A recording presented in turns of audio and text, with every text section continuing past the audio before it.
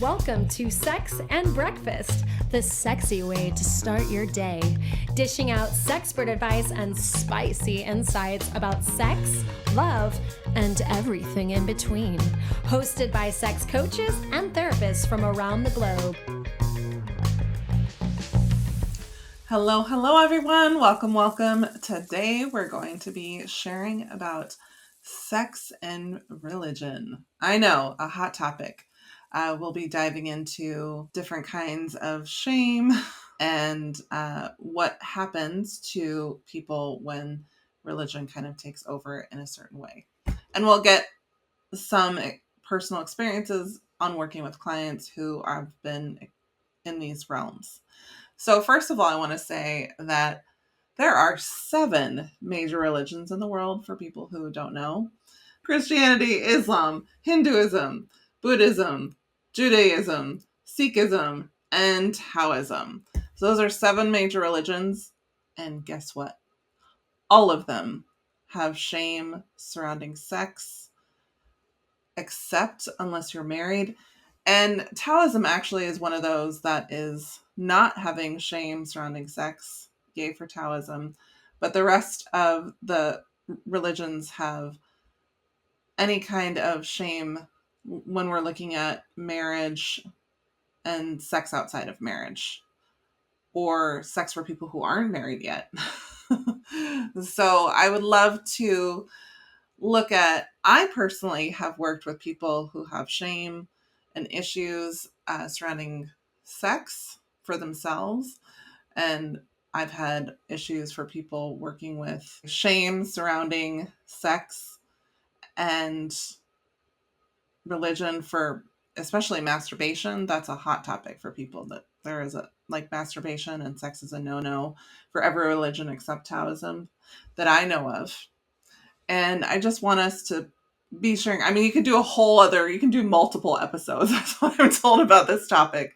So I would love to ask you ladies, have you ever experienced clients who've had shame surrounding sex based on their religion and their backgrounds? Yes. So, being in the United States, the majority of my clients, although I've had some Judaism, are Christian or Christian background, Catholic background, whether or not they're practicing or not. Uh, the belief system that you have as a child, especially if it is in a religious standpoint, can sometimes, because of the like wait to have sex till you're married type of mentality, it's a good the whole idea of it, right, in the right context, can be really beautiful, that your body is sacred and it's valuable and it's meaningful, and at the same time, the like hell and brimstone type of idea around sex, and you can go to hell, can sometimes trigger a lot of shame and kind of hiding of your body in a way that allows people to feel really like confused about exploration and being free with their sexuality. So I have worked with a lot of couples in that arena, and some are still practicing in their faith, and some people are not. And either way, there's a lot to kind of um, pull out and understand and kind of rewire. Yes, to build on from Nicole, this is such an interesting topic. Yes, and working in Singapore and Southeast Asia, I also see some Indonesian clients. I do see a fair amount of clients with religious background or growing up in a religious context. It could be Christian, Muslim, and it's quite varied. So aside from keeping your body chaste. But I would like to also highlight some of the religion also emphasize on saving your soul as well. So like I like what Nicole say, while some of the concept is really beautiful and it's not just about saving or protecting your body, but it's also about helping your soul to transcend ultimately. But what I discover is this. Um, I grew up with a traditional Islamic faith, And what I learned, there's also this discord, discord and disconnection that comes from upbringing that does not emphasize on soulful sex education. So we tend to not having a discussion with our children about what is soulful sex education is about. I'm borrowing this term from one of Muslim sex educator. I can put it the link down in the podcast note later. But I love what she emphasized and highlight. And if we were to teach children from young age the sacredness of our body and how to take care of the body, not particularly having to talk about sex, because sex is just not sex, isn't it? Sex is Mm-mm. about the body's sovereignty, and how that body contain our soul, etc. That's going to be having a very different concept, because what I understand from my limited knowledge of Muslim tradition is that once you get married, sex is absolutely the rights for both the husband and wife, and whereby it's a husband's duty to be able to satisfy the wife actually in some of the teaching. So there are different kind of lineage of teaching, isn't it? But some believe that it's husband's duty. So yeah, if you never have a good soulful sex education and you learn from um, entertainment resource, if you know what I mean, then how can you fulfill such obligation with your partner in the way that is soulful and respectful and beautiful intimacy? So yeah, you have to stop me before I rant for long around this topic You're because doing I'm great, very, Dion. very passionate about You're this. doing great, Dion. Yeah, if I could jump in, I yeah, most of the clients that I encounter self-identify as like I'm a recovering Catholic, and that phrase or something similar. This phrase is loaded with, well, what are they recovering from? And they're living in this duality. Some are practicing some things that they grew up with and sifting out others practices, but what I continually find, regardless of their origin, original practicing religion that they were born into, is that by the time they reach the point where they've taken the big step of, which it's a huge step to select a sex coach and even admit to yourself that that's going to be this journey you're going to embark on, is how to reclaim spirituality when their religious practices are now different. And then also how to reclaim spirituality when they're also with a partner that may have a different origin of religion as well. And so that's where it becomes this really multifaceted. I mean, it's always multifaceted, but like that's where we spend a lot of time is that question of reclamation of spiritual self and sexual self. Oh, I love that. Yeah, I'm thinking of a couple I worked with a few years ago where the the husband was raised very Christian and the wife was raised like kind of with a little Christianity in her life, but the husband, that it was mismatched desire, which happens often, where the husband was like, I want sex all the time, and the wife is like, I only want sex like once a week, right? And so they had this connection. It was beautiful. It was amazing. But yet the husband just needed to, I feel, self pleasure to kind of get his yayas out, if you will, get the desire to move forward because his wife was like not wanting it. She was very busy constantly. And so there was this piece about, well, masturbation would help you with your desires that you have. And he was like, against my religion to masturbate. And I was like, okay, all right then, what do I do with this? And so it was this thing where what do you do when you have a client who's cannot masturbate, and it's a mismatched desire situation where one person doesn't want sex all the time, once a week, and there is, by the way, folks, there's no quote unquote regular amount of sex in any relationship, but once a week felt like a reasonable thing with the kids and all that kind of thing. So the husband wanted it every day. And the wife's like, no, it's not going to happen every day. And so, what do you do with people who are not going to be comfortable masturbating or self pleasuring? Uh, what have you done in the past where it's a religious piece? I think it's always good to have a conversation to check in what is permissible, what's not permissible, what they can and they cannot do. It's always just good to check and be respectful of all these differences.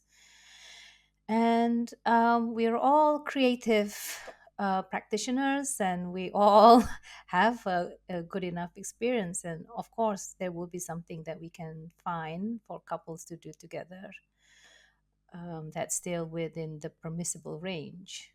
So, but there's one thing that that needs to happen, though.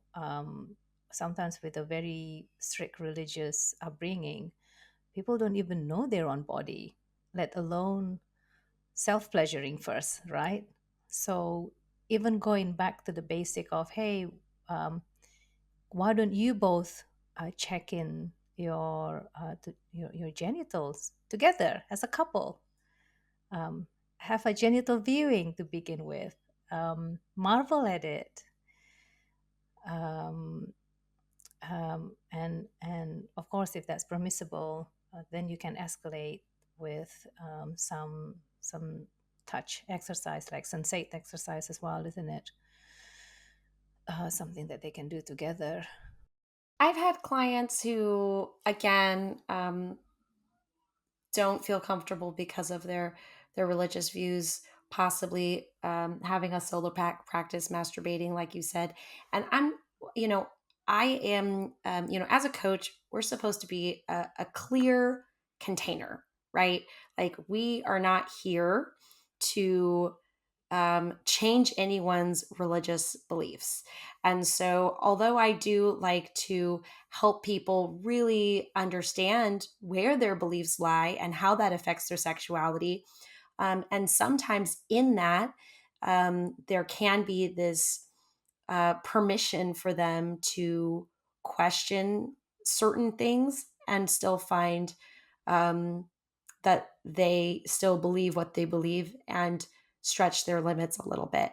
So I have had clients who are Christian who have decided that they um, are going to give themselves permission to have a solo practice, or they've given themselves permission to have sex out of marriage, and they are coming to me wanting some guidance on how they can make that feel more okay, so there can be less shame around it. And then we're really working through the mind aspect of the Meebs model, where they can find that can be as pleasurable to them because they're hitting a roadblock where they're kind of hearing like, no, I shouldn't be doing this, and like, oh, I've decided I want to do this, and like, how can we merge those together so they can be one person in sync with what they want for their lives.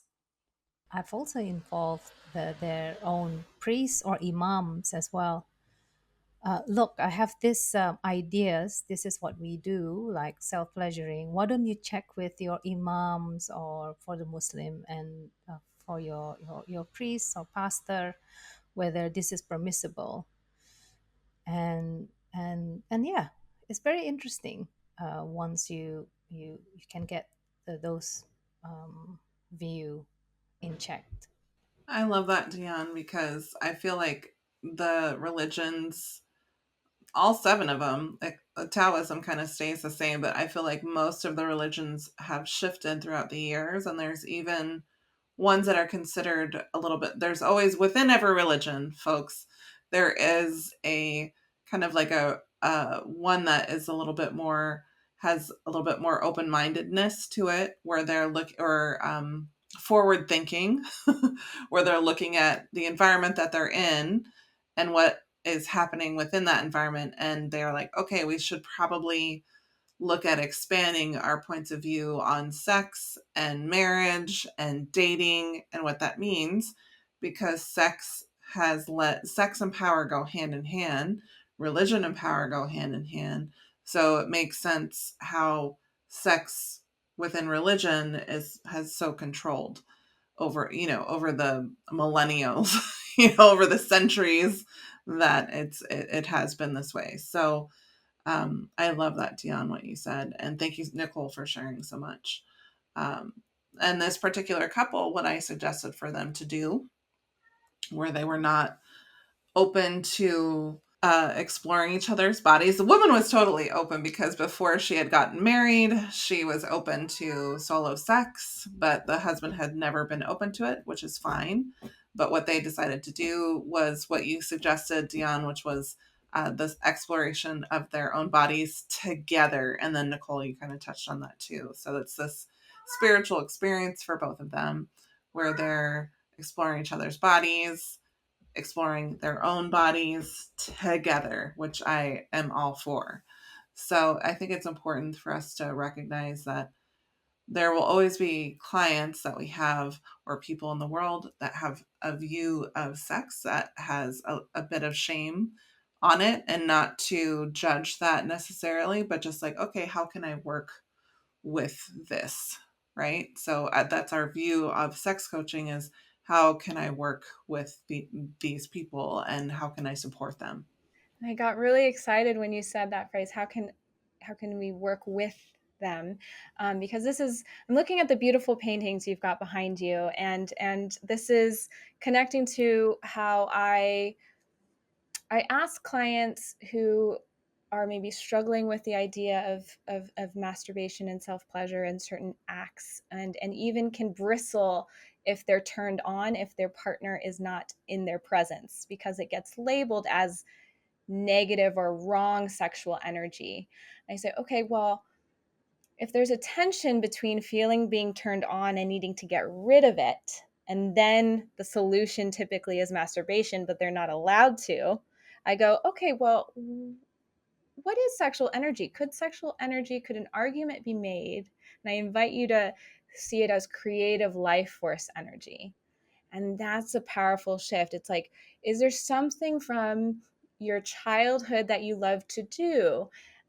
Paint that you don't do anymore? Or were you a musician and you don't play music anymore? Finding something that could be harnessed, and you can infuse that practice with these waves of erotic energy and arousal, and really see it as creative life force rather than this charge that needs to be disposed of because I'm having it at the wrong time. I love that, Dr. Norland. Thank you. Yeah, so there's so many ways to be able to look at this piece where, yes, most of our clients, I think we can all agree, have felt shame around sex at one point in their lives. So then we're looking at I mean, we are not therapists, Dion, you are, but where we're thinking in our heads, kind of like, where did that shame develop? But we ask them, how can we move forward? And we're looking at ways for them to move forward. And I love that piece, Dr. Norland, you said about creativity. I work with clients on creativity and how we can move forward. And sometimes I do use paintings to help them. I love that. So, yeah, religion and sex and shame go hand in hand. And there are, again, so many religions out there, and we've all worked with people with conservative religions. So there's this piece about looking at, they will always exist, and there might even become more people interested or less people interested in sex coaching as we move forward as sex coaches. But either way, it will always be there. So thank you to everyone for sharing today. And if you, as an audience, have any questions, please put them in the notes or comments below. And thank you so much for listening. Stay tuned for our next episode. Until then, send us some love by sharing, hitting subscribe, and leave a review. It really helps us connect to more incredible people like you. If you want to learn more about sex coaching or therapy, you can find us at sexandbreakfastpodcast.com. And be sure to follow us on Instagram at sexandbreakfastpodcast. The people helping us cook this all up are Michael Merle, creating our tasty tunes, dishing out our audio and video is Max Rainier, and our delectable visual designs by Brie Vilaubi.